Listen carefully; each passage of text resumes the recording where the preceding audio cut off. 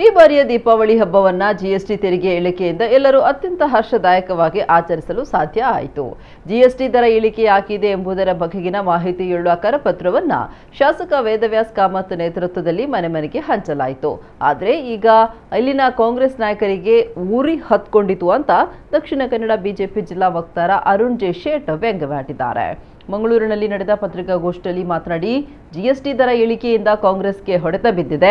ಪತ್ರಿಕಾಗೋಷ್ಠಿ ಮಾಡಿ ಕಾಂಗ್ರೆಸ್ಸಿಗರು ಅಸೂಯೆ ಹೊರಹಾಕಿದ್ದಾರೆ. ಅವರು ಅವರವರ ಸುಧಾರಣೆಗಾಗಿ ಮಾತ್ರ ಲಕ್ಷ್ಯ ಕೊಟ್ಟಿದ್ದಾರೆ. ಜನಪರವಾಗಿ ಏನ್ ಕೆಲಸ ಮಾಡಿಲ್ಲ. ರಾಜ್ಯದಲ್ಲಿ ಪ್ರತಿ ವಿಷಯದಲ್ಲೂ ದರ ಏರಿಕೆ ಮಾಡಿದ್ದಾರೆ. ಸಾಧ್ಯವಾದ್ರೆ ಅದನ್ನು ಕಡಿಮೆ ಮಾಡಲಿ. ಒಳ್ಳೆಯದನ್ನ ಹೊಗಳೋದು ಬಿಟ್ಟು ಅಸೂಯೆ ಪಡೋಲ್ಲ ಅಂತ ತಿರುಗೇಟು ನೀಡಿದ್ರು. ಪತ್ರಿಕಾಗೋಷ್ಠಿಯಲ್ಲಿ ಜಿಲ್ಲಾ ಬಿಜೆಪಿ ವಕ್ತಾರ ಡೊಂಬಯ್ಯ ಅರಳ, ದಕ್ಷಿಣ ಮಂಡಲ ಬಿಜೆಪಿಯ ಪ್ರಧಾನ ಕಾರ್ಯದರ್ಶಿ ರಮೇಶ್ ಹೆಗಡೆ ಮತ್ತಿತರರು ಉಪಸ್ಥಿತರಿದ್ದರು. ಈ ಸರ್ತಿಯ ದೀಪಾವಳಿಯು ಕೂಡ ಈ ಜಿಎಸ್ಟಿಯ ತೆರಿಗೆ ಏನಿದೆ ಅದರ ಇಳಿಕೆ ಮಾಡುವಂತದರ ಪರಿಣಾಮವಾಗಿ ಬಹಳ ದೊಡ್ಡ ಮಟ್ಟದಲ್ಲಿ ವ್ಯವಹಾರ ಮಾಡಲಿಕ್ಕಾಯ್ತು. ಜನರ ಖರೀದಿ ಕೂಡ ಜಾಸ್ತಿ ಆಗಿದೆ. ಒಂದು ದೀಪಾವಳಿಯನ್ನು ಬಹಳ ಹರ್ಷದಿಂದ ಆಚರಣೆ ಮಾಡುವಂತಹ ಒಂದು ವಿಷಯ ನಡೆದದ್ದು ನಮ್ಗೆ ಗೊತ್ತಿದೆ. ಇದು ಪ್ರತಿಯೊಬ್ಬ ಜನಸಾಮಾನ್ಯರಿಗೂ ಕೂಡ ತಟ್ಟಿರತಕ್ಕಂಥ ಮುಟ್ಟಿರತಕ್ಕಂಥ ವಿಚಾರ.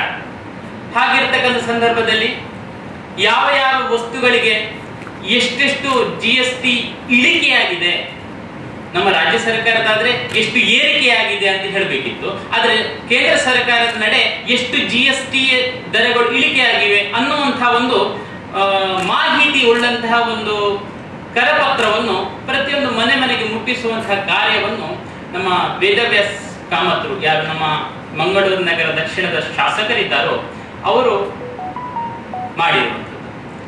ಆದರೆ ನಮ್ಮ ಇಲ್ಲಿಯ ಕಾಂಗ್ರೆಸ್ನವರಿಗೆ ಈ ಐವನ್ MLC ಆಗಿರತಕ್ಕಂಥ ಐವನ್ ಡಿಸೋಜರ್ ಅವರಿಗೆ ಮತ್ತೆ ಈ ಪದ್ಮರಾಜ್ ಅವರಿಗೆ ಒಂದು ಉರಿ ಹತ್ತಿಕೊಳ್ಳುವುದು. ರಾಜ್ಯದಲ್ಲಿ ನೋಡಿದ್ರೆ ಪ್ರತಿಯೊಂದು ವಿಷಯಗಳಿಗೆ ಬೆಲೆಗಳು ಜಾಸ್ತಿ ಆಗ್ತಾ ಇದೆ. ಪಹಣಿ ಪತ್ರಿಕೆಗಳಿಗಿರಬಹುದು, ಇಂಧನಕ್ಕಿರಬಹುದು, ಹಾಲಿಗಿರಬಹುದು, ಎಲ್ಲದಕ್ಕೂ ದರಗಳು ಜಾಸ್ತಿ ಆಗ್ತಾ ಇದೆ. ಆದರೆ ತೆರಿಗೆ ಜಿಎಸ್ಟಿ ತೆರಿಗೆಯನ್ನು ಇಳಿಸುವುದು ಮಾತ್ರವಲ್ಲ, ಇದು ಪ್ರತಿ ಮನೆ ಮನೆಗೆ ತಲುಪಿಸ್ತಾ ಇದ್ದಾರಲ್ವಾ. ಇದರಿಂದ ಕಾಂಗ್ರೆಸ್ಗೆ ಹೊಡೆತ ಬೀಳುತ್ತೆ ಅನ್ನತಕ್ಕಂಥ ಒಂದು ಮನಸ್ಥಿತಿಗೆ ಅವರು ಬಂದ್ಬಿಟ್ರು.